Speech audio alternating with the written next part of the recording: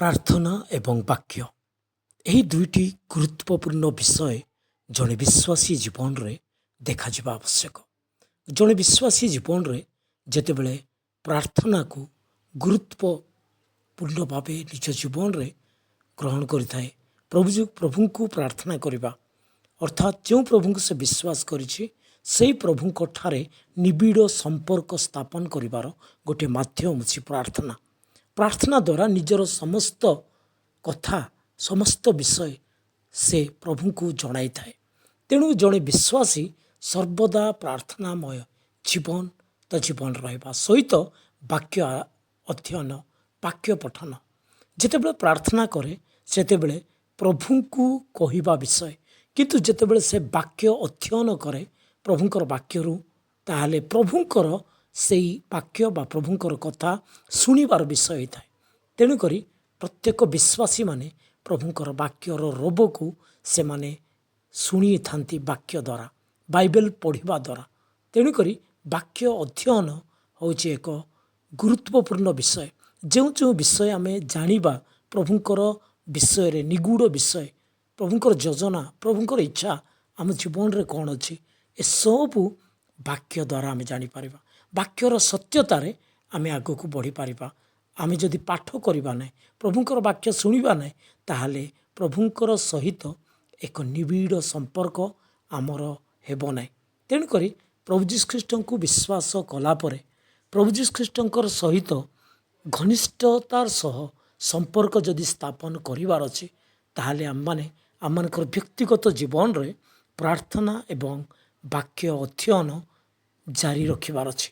ସବୁ ଅବସ୍ଥା, ସବୁ ସମୟରେ, ସବୁ ପରିସ୍ଥିତିରେ ଆମେ ପ୍ରାର୍ଥନା ଏବଂ ବାକ୍ୟ ଅଧ୍ୟୟନ ବା ପ୍ରାର୍ଥନା ଦ୍ୱାରା ଆମେ ଜଣାଇବା ଆଉ ବାକ୍ୟ ଦ୍ୱାରା ପ୍ରଭୁଙ୍କର ବିଷୟ ଆମେ ଶୁଣିବା ଆଉ ଜାଣିବା। ଏହି ଦୁଇଟା ବିଷୟରେ ଆମେ ପ୍ରଭୁଙ୍କର ସହିତ ଏକ ଘନିଷ୍ଠ ସମ୍ପର୍କ, ଆତ୍ମିକ ଜୀବନର ଗୋଟିଏ ଏକ ନିବିଡ଼ ସମ୍ପର୍କ ପ୍ରଭୁଙ୍କ ସହିତ ଆମେ କରିପାରିବା। ତେଣୁକରି ପ୍ରଭୁ ଯୀଶୁଖ୍ରୀଷ୍ଟଙ୍କୁ ଯଦି ଆମେ ବିଶ୍ୱାସ କରିଛୁ, ତାହେଲେ ଆମେ ପ୍ରାର୍ଥନା ଦ୍ୱାରା ଆମମାନଙ୍କର ସମ୍ପର୍କକୁ ଆହୁରି ଅଧିକ ସୁଦୃଢ଼ କରିପାରିବା। ଯେତେ ସମୟ ଆମେ ପ୍ରାର୍ଥନା କରିବା ତାହାଙ୍କୁ, ସେତେ ସମୟ ଆମମାନଙ୍କର ସେଇ ଆତ୍ମିକ ସହଭାଗିତା ପ୍ରଭୁଙ୍କ ସହିତ ଘନିଷ୍ଠ ହେବା ପାଇଁ ଯିବ।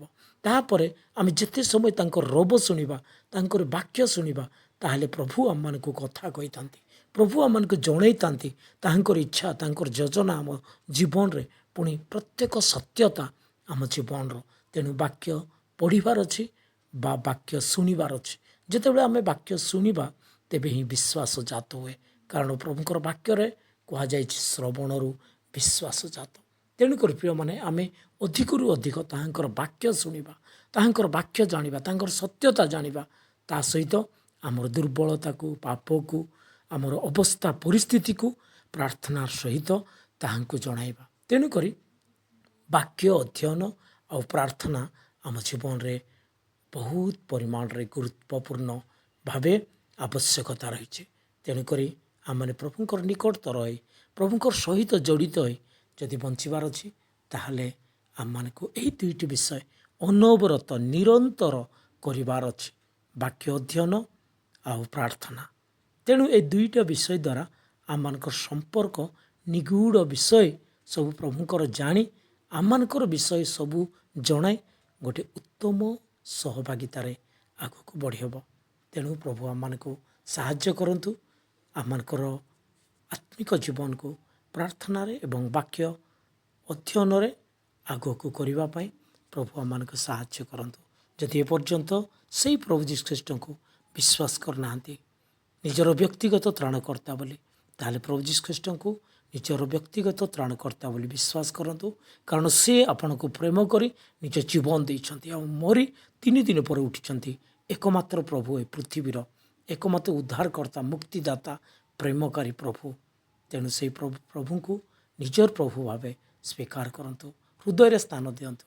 ସେ ମରିକି ଉଠି ବଞ୍ଚିଛନ୍ତି, ଜୀବିତ ପ୍ରଭୁ।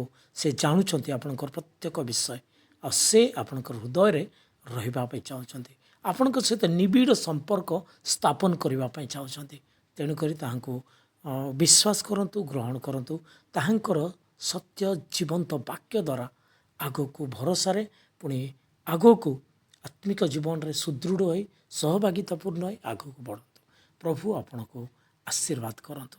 ଯଦି ଏପର୍ଯ୍ୟନ୍ତ ମୋର ଏହି ଚ୍ୟାନେଲକୁ ସବସ୍କ୍ରାଇବ୍ କରିନାହାନ୍ତି ସବସ୍କ୍ରାଇବ୍ କରନ୍ତୁ। ଆଉ ଯଦି ଏପର୍ଯ୍ୟନ୍ତ ଯଦି ଆପଣ କାହାକୁ ଏହି ସତ୍ୟତା ସେୟାର କରିନାହାନ୍ତି ସେୟାର କରନ୍ତୁ। ଆଉ ଯଦି ଏପର୍ଯ୍ୟନ୍ତ ଲାଇକ୍ କରିନାହାନ୍ତି ତାହେଲେ ଏହି ଭିଡ଼ିଓକୁ ଲାଇକ୍ କରନ୍ତୁ। ଆମେ ପୁନର୍ବାର ଆଉ ଗୋଟିଏ ଭିଡ଼ିଓରେ ଆମମାନଙ୍କର ଦେଖା ହେବ। ସେଥିପାଇଁ ସମସ୍ତଙ୍କୁ ମୋର ଧନ୍ୟବାଦ।